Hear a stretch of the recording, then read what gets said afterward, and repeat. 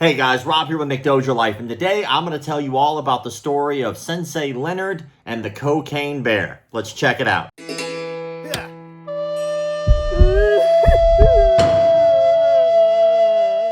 As some of you might be aware, there is a movie coming out this February called Cocaine Bear. A bear did cocaine! But what a lot of you might not be aware of is that movie is actually based on a true story. And don't ever come down! And by based, I mean extremely loosely based. The story begins September 9th, 1985. Andrew Thornton II, a former Kentucky narcotics officer and lawyer turned big-time drug smuggler, embarked on a mission with Bill Leonard, his karate instructor turned bodyguard.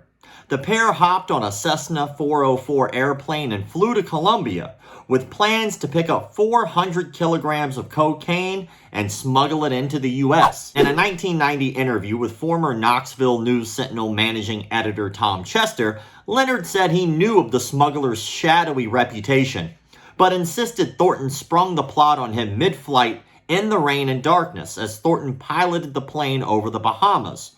Also on the plane, a Colombian man Leonard didn't know. Thornton said, "We're not going to the Bahamas," Leonard recalled at the time. The look on his face was hard to explain. He was smiling, but had a very intense look in his eyes, and he was watching me very closely. Leonard said the plane landed in a swamp in Colombia and was quickly surrounded by men wielding machine guns. While there, he said, he ate what turned out to be a parrot and became deathly ill with food poisoning. He continued to struggle with the sickness as they loaded up the plane with kilos of cocaine. The kilos were wrapped in yellow plastic, packed into burlap bags, stuffed inside duffel bags, and outfitted with parachutes. If he had told me, "Hey Bill, we're going to Colombia to smuggle 400 kilos of cocaine to America," I would have gone, "Yeah, right," Leonard said. That would have been the end of it right there. He tricked me. There's no way in hell. I mean, anybody that knows me in Lexington knows there is no way I would do anything like this. I was a nobody. The pair left Colombia and were somewhere over Florida when Leonard claimed they heard federal agents talking over the radio about following their plane. They began to consider jumping. Leonard, who'd been vomiting, opened a door and kicked 3 bags of cocaine out into the world.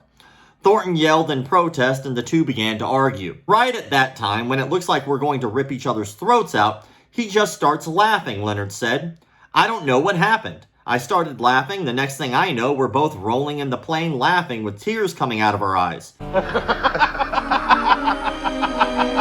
He turned around and said, "I'm really sorry for getting you involved in this. I can see this is not your thing. You're a family man.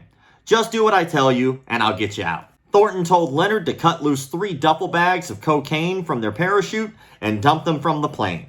After giving Leonard a 4-minute lesson in skydiving, Thornton tied the remaining duffel bag of cocaine to his body, along with a nylon bag containing 2 pistols, night vision goggles, a survival knife, and about $4,500 in cash. They prepared to jump as the plane, on autopilot now, flew over Knoxville. Leonard jumped first. His parachute opened. Thornton jumped second. His did not. Leonard landed hard near Knoxville, downtown Island Airport, just south of the Tennessee River and about 3 miles from downtown. He did what Thornton told him to do. Walked to a grocery store, called a cab, and proceeded to meet Thornton's girlfriend at the Hyatt Hotel in downtown Knoxville. Thornton said he would meet Leonard there so they could ride back to Kentucky, but he never showed. A man spotted Thornton's body in the backyard of his home on Island Home Pike in South Knoxville the morning of September 11th, 1985. The khaki-clad stranger was wearing a parachute and several bags, including one containing roughly 35 kilograms of coke, were laying nearby. Authorities soon swarmed the scene. "It was chaos," Chester wrote. "Nobody believed it. A guy just fell out of the sky with cocaine tied to him. And how did he get here? DEA, Customs, Knoxville narcotics agents, Kentucky police, and the FAA. Everybody was crawling all over the cocaine parachute investigation before lunch." By afternoon, Thornton had been identified. Although he was carrying several identifications and a key to an airplane, everybody had a theory but few answers. Investigators pieced the mystery together. Thornton was a known smuggler, and a key in his pocket matched the tail number on the wreckage of the plane, which crashed into Bald Mountain in Clay County, North Carolina, after the 2 men jumped. Believing there to be more cocaine out there than the bag Thornton had on him, authorities scoured the surrounding areas and found 225 pounds of powder hanging from a parachute in a tree in Fannin County, Georgia. Maps, clothes, and food from Thornton's final flight turned up about 2 days later. More duffel bags of cocaine were found months later in northern Georgia, but not before a black bear stumbled upon the coke and ingested so much it died. The bear, it fucking did cocaine. The bear's sad and bizarre demise warranted exactly 3 sentences in the New York Times. A 175-pound black bear apparently died of an overdose of cocaine after discovering a batch of the drug, the Georgia Bureau of Investigation said today. The cocaine was apparently dropped from a plane piloted by Andrew Thornton, a convicted drug smuggler who died September 11th in Knoxville, Tennessee, because he was carrying too heavy a load while parachuting. The Bureau said the bear was found Friday in northern Georgia among 40 open plastic containers of traces of cocaine. A medical examiner conducted an autopsy on the bear and found every problem you'd expect from a massive overdose, the Louisville Courier-Journal reported.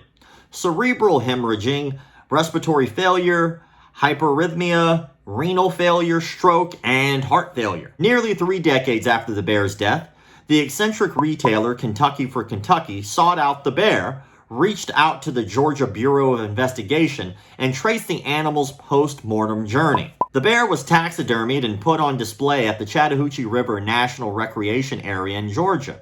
At one point, the Courier-Journal reported the bear was stolen, and it later resurfaced among country legend Waylon Jennings' private collection of preserved animals in Las Vegas. Sure, why not? By the time Kentucky for Kentucky found the bear, it was serving as a decoration in a traditional Chinese medicine shop in Reno, the Courier-Journal reported. The owner's widow agreed to give up the cocaine bear for the cool price of $200 for shipping costs. The bear now is on display at the Kentucky for Kentucky Fun Mall in Lexington.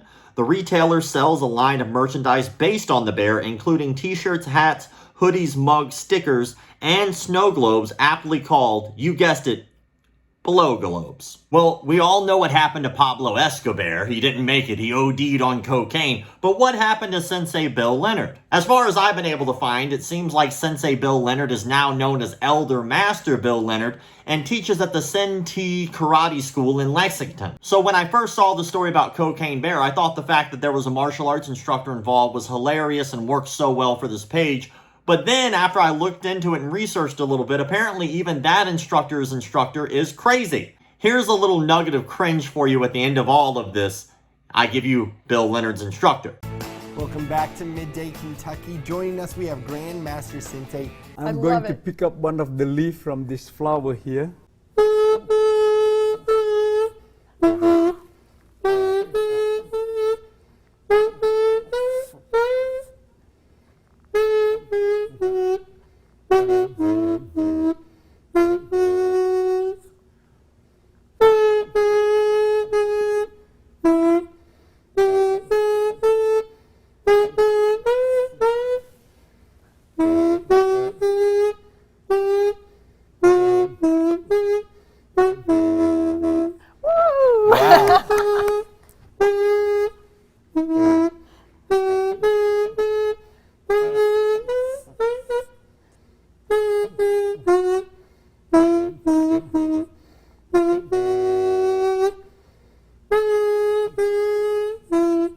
Lisa, you need to do this.